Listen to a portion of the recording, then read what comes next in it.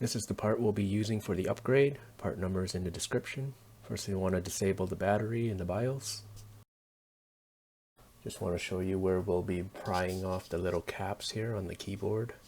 You have to get a little wedge in between here. We will need a thin plastic to create some space, then we can use a spudger to get the rest of the cap off. We're going to pry against these two little points here. That's what's holding it on.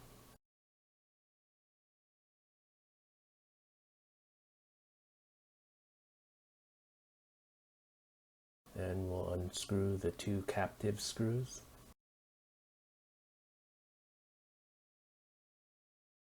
Now we're going to push down on the keyboard and then slide it back until there's a little gap. As you can see, I'm going to use the spudger to lift up the keyboard just a little bit, and then we can pull it back towards us. Be careful because it's still attached by two ribbon cables.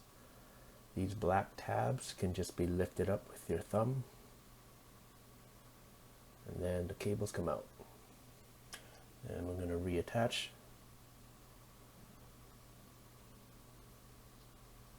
It requires a little bit of precision.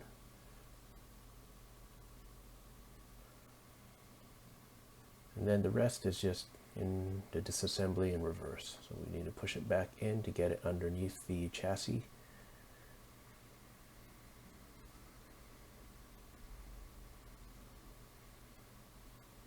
Before we slide it back down, we want to remove the cap since there's a gap there already. And then we'll just remove the other cap as well. Now we can slide it back into place. Slide it towards you while pushing down. There we go. And we're going to screw in the captive screws. Reattach the caps.